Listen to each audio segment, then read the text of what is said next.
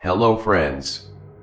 To stay updated with my new videos, don't forget to subscribe and leave a like. Enjoy listening. My name is Zeynep. I'm 31 years old and I live in Istanbul with my husband Serkan and our 6-year-old son Ali. Serkan, who is the same age as me, works as an accountant. My parents live in another city, so we don't get to see them often, usually only during holidays when we visit for a few days before returning home. As for me, I'm a homemaker, and because of Serkan's busy work schedule, we rarely travel. About a year ago, my grandfather passed away. Before his death, he left me his childhood home in the village where he was born. I was his favorite grandchild, since I spent most of my childhood with him. I was so close to him that, when I was very young, I even used to call him Dad. My father disliked it, but my mother would calm him by saying, "She's just a child." My grandfather was deeply respected in the village. Though quiet and reserved, he was known for his kindness. In his youth, he studied at a religious school and was devoted to his faith. People often came to him for protection prayers, believing he could shield them from evil. Growing up by his side shaped who I am. I try to carry the same respect and warmth toward others, and I strive to teach this to my son as well. When relatives learned that the house had been left to me, many reacted with anger. They accused me, though I had no idea about my grandfather's decision. Still, I felt the need to visit that house, even if only for a few days. At first, Serkan hesitated because of work, but after my insistence, he managed to take some time off. That weekend, we packed a few things and began our journey. The entire drive, I found myself lost in memories, our late-night talks, the stories he shared, the meals he prepared, and the nights I fell asleep beside him. I wished those days could return. Serkan seemed to sense my thoughts. He held my hand and said, "Don't worry. Everything will be fine. We're almost there." My mother had wanted me to leave Ali with her, but I felt strongly that he should see the house where his great-grandfather once lived. At last, we arrived at the village. A large sign read, "Balika Village." As we drove past it, I noticed curious stares from the villagers. Serkan parked in front of my grandfather's old house. I couldn't take my eyes off it. For a fleeting moment, I imagined him walking out the door with open arms, just as he used to.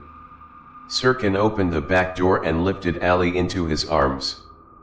I stepped out of the car behind Serkan. Together we walked through the garden gate and toward the entrance of the house. I hadn't set foot here since my grandfather's passing. Over a year had gone by. When we opened the door, a wave of stale, icy air greeted us. The place had been sealed for so long that it smelled of dust and decay. We rushed to open the windows, letting the rooms breathe again before stepping back outside. "This place is in terrible shape," Serkan said gently. "We'll need to clean it properly. Let's not waste time." He was always understanding, never harsh, and in moments like this, I felt his quiet support more than ever. We carried in the cleaning supplies we had brought along and began working. I set up a safe corner for Ali with his toys, then joined Serkan in scrubbing the house from top to bottom. The only place left untouched was the basement. My grandfather never liked me going down there. Whenever I tried, he would stop me, saying, "Don't go down, monsters live there," before laughing it off. I smiled faintly at the memory and made my way down the creaking steps. The basement was damp and foul-smelling. I tidied what I could, but just as I was about to leave, something caught my eye. At the far end was a section hidden by a heavy black curtain. In front of it, piles of rugs, crates, and broken furniture were stacked high, as if deliberately meant to block the way. I couldn't explain why, but my attention locked on it. Setting aside the rag in my hand, I pushed closer and pulled the curtain slightly aside. Behind it, to my shock, was a door sealed shut with thick wooden planks. I had never even known such a door existed. Curiosity gnawed at me. I hurried upstairs and called Sirkin. He joined me quickly. "What happened?" he asked. "Nothing's wrong, but you need to see this. There's a door hidden down here." Together we shoved the obstacles aside and tore the curtain away. Now the door stood exposed, covered in boards nailed with large, rusted spikes. On top of that, a massive lock hung from its handle. I whispered, "Why would grandfather go to such lengths to keep this closed?" Sirkin, frowning, set to work. It took a long struggle, but finally the boards came loose and the lock snapped open. The moment the door creaked ajar, a blast of frigid air swept past us. It wasn't just cold against the skin, it felt as though it sank straight into the soul. Sirkin lit his phone's flashlight and we stepped inside. A long corridor stretched before us, disappearing into darkness. We followed it cautiously until it opened into a strange chamber. "Are you sure you want to go in?" Sirkin asked. "I am," I replied firmly. We crossed the threshold and froze. Symbols covered the walls, drawn in black ink. Eyes, circles, and Arabic script stared back at us from every surface. Half-burned candles sat in each corner, their wax hardened in place. In the very center of the floor was a massive circular symbol, layered with geometric shapes and letters. "This looks like some kind of ritual," Sirkin muttered. "Maybe even witchcraft." "Don't be ridiculous," I snapped. "Grandfather would never involve himself in something like this."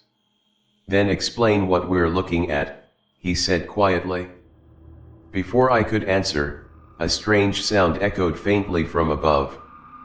We froze, straining to listen. Moments later, Ali's terrified scream pierced the silence. We bolted upstairs. We found him trembling under a table, tears streaming down his face. I pulled him into my arms, but he was shaking violently. "Ali, sweetheart, what happened? Why did you scream?" "There was someone here," he sobbed. "He was scary." I glanced quickly around the room. No one was there. "There's nobody here, Ali. Just me and your father. We're with you, and nothing can hurt you." Still, he wouldn't stop crying, insisting again and again that someone else had been there. Sirkin and I exchanged a troubled look. We didn't know what to make of it. At last, once Ali calmed a little, Sirkin said, "Stay with him. I'll go close that door downstairs and lock it up, just in case." Time slipped by. Nearly 2 hours passed, and Sirkin still hadn't returned. I called out for him more than once, but no answer came. Ali eventually fell asleep in my arms, exhausted from fear. I laid him carefully on the couch and rose to my feet. The basement door was ajar. My heart pounded as I descended the stairs alone. Step by step, I made my way back to the hidden chamber. Standing at the doorway, I called softly, "Sirkin, are you there?" Silence. I waited a few seconds, then tried again. This time, a faint whisper brushed against my ears. A strange tingling spread through my skull, and then, everything went black. My knees began to tremble, and just as I was about to collapse, Sirkin caught me. "Let's get out of here," he said, his voice uneasy. "This place feels wrong." We shut the basement door, locked it, and went upstairs. After preparing a simple dinner, we sat down at the table in silence. Neither of us spoke a word. It was as if there was nothing left to say. Our eyes met every now and then, but we quickly looked away, both gripped by the same unshakable dread. Once Ali was asleep, I returned to Sirkin and leaned against him, whispering, "Why are you so quiet? What really happened down there?" He drew a deep breath before answering. "I don't know. From the moment I stepped inside, time felt frozen. I couldn't move. Strange voices surrounded me, sometimes yours, sometimes Ali's, sometimes strangers I didn't recognize. They whispered, laughed, cried, and I just stood there, trapped. Then I heard your voice, and suddenly everything pulled away. I came to at the door, and you were about to faint. That's when I grabbed you." He paused, then added in a firm tone, "Zeynep, something happened in that room. And I think it's still happening. We shouldn't stay here." I tried to calm him. "Don't be afraid. Maybe my grandfather left protective symbols, not harmful ones. People sometimes do such things for blessings. This house is old, strange things can happen. Let's not think too much about it. We came here to rest, remember." He nodded reluctantly and held me close. "All right. But if you ever feel unsafe, we'll leave immediately." That night, as I lay beside him, his hand stroking my hair slowly eased my nerves. I drifted into sleep only to wake suddenly in total darkness. The night lamp had gone out. Reaching for Sirkin, I realized the bed was empty. The door stood wide open. I followed damp footprints leading toward the basement. My chest tightened with fear as I descended. "Sirkin!" I called out. His voice floated up from below, calm and gentle, "I'm here. Come down." Against my better judgment, I followed the sound. A faint glow spilled from the basement chamber. Inside, every candle was lit. Sirkin sat motionless at the center of the old symbol, his clothes dripping wet. "Sirkin, what are you doing? Please, get up. You're scaring me," I begged. Without turning, he began to laugh, a hollow, unsettling laugh. "Don't pray," he said in a voice that wasn't his. "Don't even try. It won't end well for you." Then, without moving his body, his head twisted unnaturally backward, revealing pitch-black eyes. He rose and began to walk toward me, his limbs facing the wrong way. Terror rooted me to the spot. I screamed, but the world went completely dark.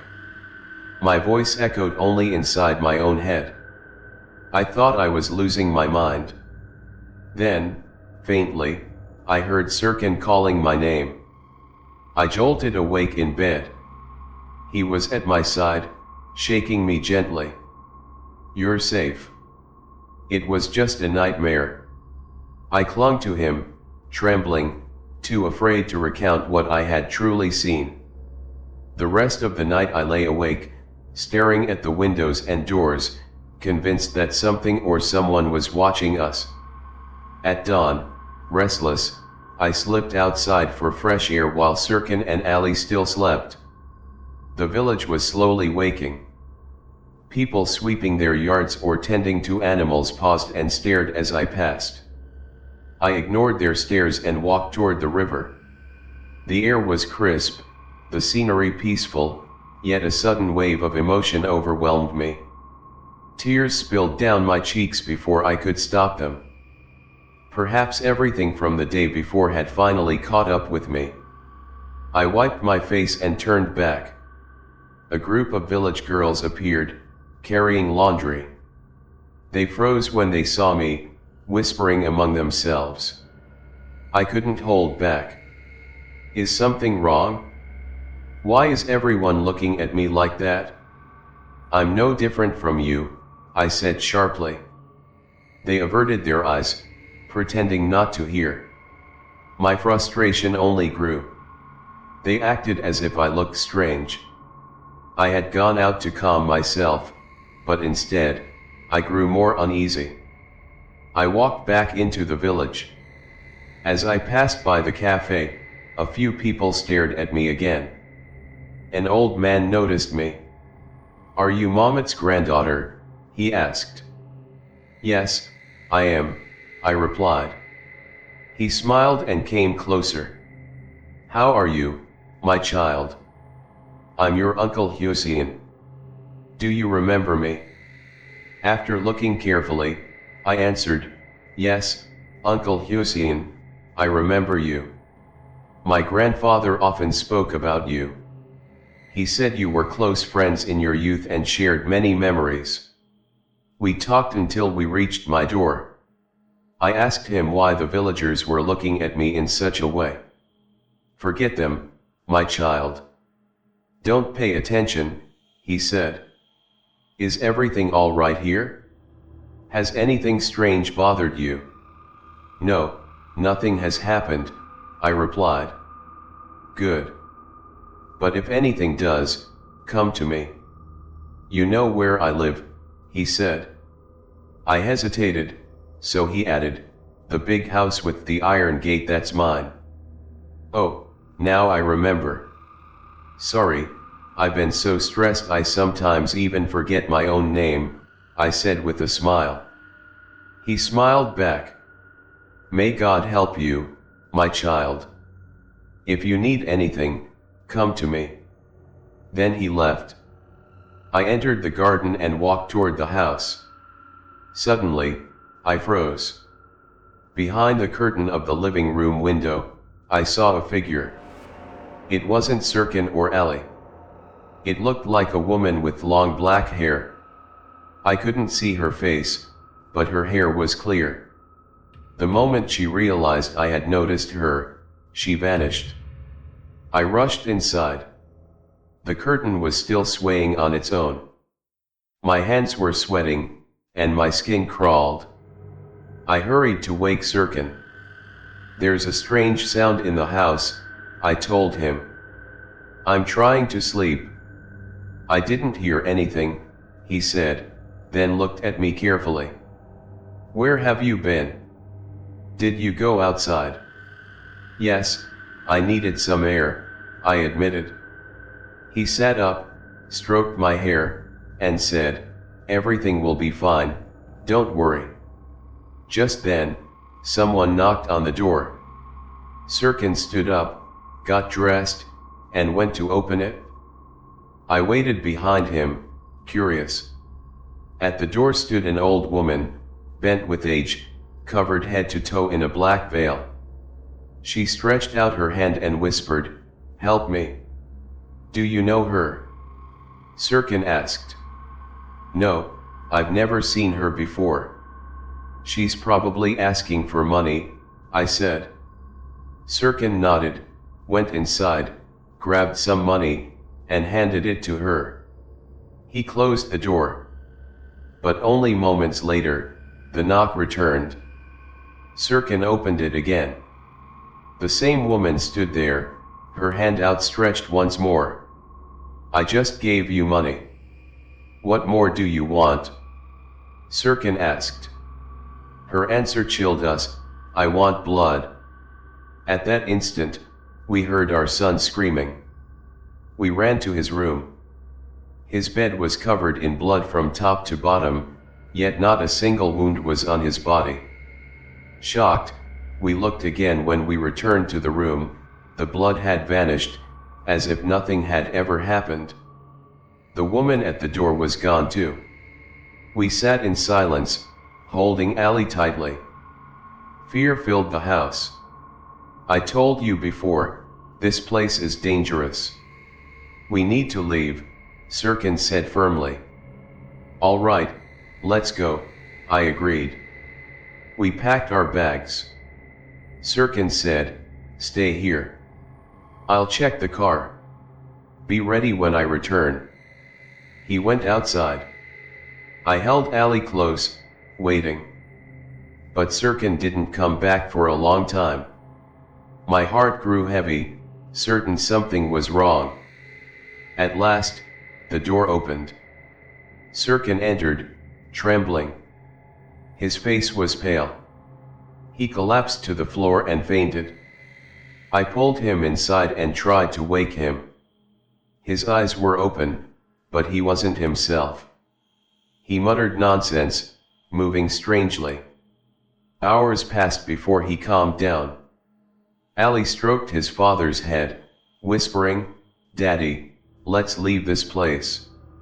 When Sirkin finally came to his senses, he said, "Zeynep, take Ali to his room. I need to speak with you." I left Ali with his toys and returned. Sirkin looked at me seriously. "Listen, I know how much you love your grandfather, but the truth is, the things he did in the past are haunting us now. His choices ruined his own life and now they're ruining ours." I stared at him in disbelief. "What are you talking about? What did he do?" Sirkin sighed. "When I went to check the car, two old men stopped me. They asked who we were and why we were here. Then they told me the truth about your grandfather. People believed he practiced magic, protective spells, charms to heal, even help for women who wanted children or wealth. At first, he helped many, but soon things spiraled out of control. People came from every village. One woman claimed her son was tormented by unseen beings. Your grandfather tried to help, but the child grew worse. In desperation, your grandfather called upon spirits in the basement of his house. But the spirits weren't kind. They trapped the woman and her son, consuming them. He sealed them away, but after his death, the curse remained." Sirkin's voice shook. "The villagers believe we woke that curse by coming here. They warned me either we seal it again and leave forever, or they'll lock us inside that basement as a sacrifice." His words left me frozen. I refused to believe it, but deep down, I knew something was terribly wrong. Before we could speak further, strange noises erupted from the kitchen. We ran in and found the entire room destroyed, dishes shattered, furniture overturned. Sirkin whispered, "We don't have much time." We searched the house for answers and finally found a book in the basement. It described every ritual, every spell. On the last page, it revealed how to trap the spirits once more. But it demanded a sacrifice. I thought it meant an animal or gold. I was wrong. Sirkin's hands trembled as he read. "Trust me," he said, clutching the book. "I'll handle this. But it won't be easy. Come with me," I told him. "Do exactly what I say, and then we'll leave this place for good." We stepped inside and closed the door behind us. It felt as if the presence inside already knew what we planned. Strange sounds and whispers circled the room. I could even feel their warm, foul breath on the back of my neck. Sirkin flipped through the pages of the book one last time, then lit every candle in the room. He turned to me. "Stand in the corner. Hold the book. When I tell you, read the prayer aloud. No matter what happens, don't be afraid. Everything will be fine." I nodded and did as he asked. He sat in the center of the symbol drawn on the floor, and I began to read. My voice trembled with fear, but I continued. Sirkin repeated each word after me. The house began to shake. Sirkin's cries revealed the pain he was in. I tried to go to him, but he shouted, "Stay away. Take the book and Ali, and leave this place now." I refused. No. I'm not leaving you behind. For our son's sake, you must, he begged. The walls screamed around us. From the darkness, I saw eyes watching me, eyes filled with hatred. My knees weakened. Sirkin shouted one last time, "Go. Please, for Ali." Tears blurred my vision as I turned away. Just before leaving, I saw the creatures swarming over him. I slammed the door shut and ran upstairs. I grabbed Ali and rushed outside into the night. I started the car and drove, but my heart ached. I had left Sirkin behind. I thought of asking Uncle Hussein for help, but instead I headed straight for the mosque. The Imam was standing outside. I fell to my knees before him, begging for help, telling him everything. He looked at me with sorrow. "My child, if only you had come to me sooner. I will help you now." He got into the car with me, and we returned to the house. It was shaking as if alive. "Stay outside with your son," he told me. "I will face what is inside. May God protect us." I waited with Ali, my heart pounding. After what felt like forever, silence fell. The Imam appeared, carrying Sirkin on his back. Relief and grief overwhelmed me. We laid him on the ground. He was alive, but weak. The Imam explained, "This house is cursed. The spirits your grandfather sealed here were disturbed when you entered. They cannot leave easily, but they tried to scare you away. The ritual your husband attempted was dangerous. He nearly sacrificed himself. Be grateful you sought help in time. Give me the key. I will seal this house so no one enters again. You must leave this place behind." I handed him the key. We left the village that night. As I drove away, I glanced into the mirror. Nothing followed us. For the first time, I felt safe, whispering prayers of gratitude. By dawn, we reached home. Ali was asleep. I laid him in his bed, while Sirkin sat silently on the couch, staring into nothingness. When I held his hand, he whispered, "They won't stop. They'll come for us." I tried to calm him. The Imam sealed the house. "We're safe now." But he shook his head. "No, they followed us." His words haunted me. That night, I tried to rest beside Ali, but Sirkin's muttering drifted through the rooms. At dawn, I searched for him. The whispers in my head grew louder as I neared the bathroom. I opened the door and what I saw will never leave me. Sirkin's body was torn apart. The white walls were drenched in blood. His skull lay shattered at my feet. I collapsed, trembling, unable to breathe. Somehow, I forced myself to call the police. They arrived quickly, taking Ali and me away. Sirkin's final words echoed in my mind, "They won't stop." He had been right all along. Even now, I live with the pain of losing him. I blame myself for everything, for bringing us to that village, for not listening to his warnings. I thank God Ali is still alive, but the scars will never fade. One choice can change everything. One step can destroy the life you thought you had. And this is where my story ends. Thank you for watching. See you in the next video.